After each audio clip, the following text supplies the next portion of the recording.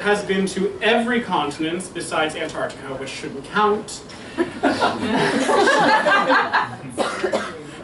She has climbed a blue fire volcano and studied improv and sketch comedy in NYC for 7 years. She wrote a book, Flesh City, that everyone here told her needed work. So that's what she's focusing on now. Currently in the MFA fiction program here at SFSU, Carrie is exploring and reveling in the naturalistic beauty of her favorite city. Everyone, Carrie, where is she? Yeah. Hey guys, mine's long. This is called In the Bitcoin Penal Colony. It's a peculiar apparatus, said the penal colony overseer to the volunteerist, gazing with a certain admiration at the device with which he was, of course, thoroughly familiar. The volunteerist nodded rapidly, giddy that she had been relieved of her scheduled task of dropping microbiotic sachets into the colony's irrigation canal. Of what has he been convicted? Oh, same as the rest. He was caught stealing crypto. But how? Bitcoin is so well protected. Certainly, no one can steal Bitcoin. It's too heavily monitored. But today's scoundrel was working one of the more vulnerable niche coin rigs. Oh, how unfortunate. Which one? I forget the name. He checked his sheet. Ah, yes, he stole 3 million slick coins. That's the one backed by that cannabis-infused anal lube company, High on the Hog. The volunteerist thought she knew the one. Its rig was housed in the old Bluebird apple packing plant. She had even taken a picture of the mural on the side of the building on her intro tour. It was hard to miss a 3-story tall cartoon pigs humping on a bed of apples. A rather classy homage to the agrarian industry that had once filled the Columbian River Valley before the cryptocurrency mining rigs moved in. He's being executed for theft? Isn't that a bit much? No, no, no. True capital punishment was outlawed years ago. This is simply genetic execution. We cut and paste out the genetic propensities that caused him to steal. It's much more precise than, say, the electric chair. Besides, why would we kill a perfectly able-bodied miner? There's crypto gold in them there hills. The volunteerist looked out the window, even though the overseer was clearly speaking figuratively. She saw the red, muddy foothills of the deforested Cascade Mountains, the irrigation canal that was so saturated with sewage overflow that she still smelled it in her hair, the stacks of shipping containers, converted fruit packing plants, and particle board-framed gigapods, each one housing rigs to mine one of the thousands of crypto coins in circulation. It still seems like overkill. I mean, he stole a list of numbers. He stole 3 million lists of numbers, to be exact, and anyway, who would turn down free self-improvement? He had her there. Other than his court-ordered nudity, the convict had a look that the volunteerist had grown to expect of these incarcerated miners. Red raw skin, his newly shaved, lips sucked in over meth-removed teeth, and fine blonde hair that stood up from his head in a permanent static electricity-induced halo. She thought that if he were a true villainous archetype, such as in a comic book, he'd be bottom-rung, late-stage capitalist weasel man. He looked about furtively, as if he had at least 3 more plans of escape, and chewing off his own feet might not even be the last one. The sheriff's deputy appeared unconcerned, twirling the remote to the magnetic ankle bracelets, which held the convict's feet against a steel floor brace.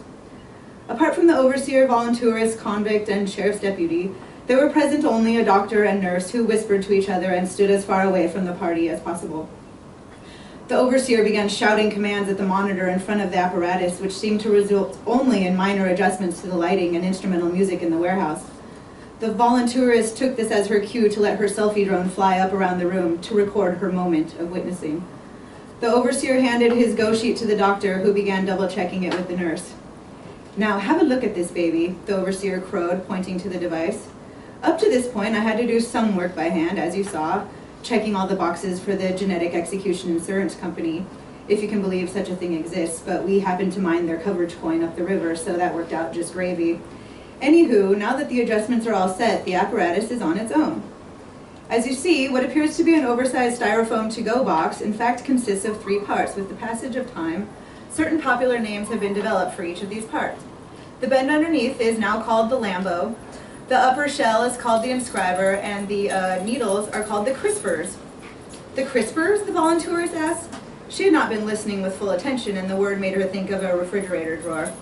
Yes, we used CRISPR to inscribe the convict's crimes onto his DNA. Well, cut and paste, really.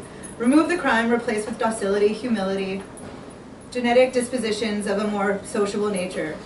So really, you're doing him a favor. The volunteers looked at the convict, who seemed to be swishing his own spit around in his mouth, the deputy watching and whispering repercussions. Absolutely. The volunteers felt conflicted. She knew she did not care to witness the removal of free will from anyone, no matter how abhorrent in appearance, but she also had come too far to leave. Besides, this was a chance to promote her activism brand.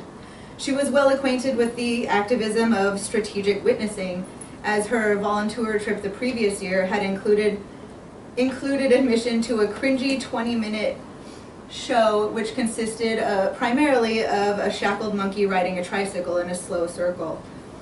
The Lambo slid out of the machine and the deputy instructed the twitchy but non-resisting convict to lie on the bed. Then the deputy engaged the magnetic restraints around him, finishing by shoving a rubber ball gag into the convict's mouth. The machine lit up internally, the inscriber lifting as the Lambo slid back beneath the CRISPR. The CRISPR frame tightened against the man's body, revealing the hundreds of vials, tubes, and aluminum frames holding the syringe heads a uniform level away. At once the hundreds of tiny needles shot forward, injecting him in sinewy groups like a cylindrical player piano. The volunteers thought of how acupuncture sometimes felt good, sometimes made her feel sexy, like the Marquis de Sade. But this guy, in the needle canal, he didn't scream or writhe in pleasure. He tensed against the cenobitification in his eyes rolled back to the whites. But his silence meant it probably didn't hurt. He never even once spoke, so who's to say he was opposed to this in the first place? As the CRISPR prodded and poked the convict, the Lambo below contorted, a series of small ball bearings so refined in movement that the bed appeared mercurial, lifting and lowering so that the man could be turned and injected all over. It made the volunteers queasy, and she had to turn away, setting her drone to auto-record at the crescendo of the procedure. Finally, the apparatus stilled, the internal lights dimming as the Lambo slid out. The doctor and nurse attended to the man's vitals, and the volunteerist shook as she approached the beaming overseer. That was not justice. That was torture. Your eyes deceive you, young lady. This is not only justice, but perfect justice. It must be. The precision, the improvements, it's so akin to perfect justice that it's in fact atonement, redemption, a genetic baptism. If you feel so strongly about it, then why don't you get in there? I would love to. He set the apparatus to sanitize mode, and then handed a new go sheet to the doctor. I'm calling your bluff, and instructing the apparatus to make me just. Pure, perfect justice. I was being hypothetical. Oh, I've pondered this for a long time. It's only fair and just. Yes, I see your point. Though you may want to instruct it to modify your impulsiveness. That's only one of over 300 modifications involved in my specific procedure. The overseer laid in the Lambo, and as the doctor gave the green light, the apparatus seemed to glow even brighter than before, the CRISPRs striking him with more force, such that he lifted up with the pressure, often not touching the bed of the shifting Lambo.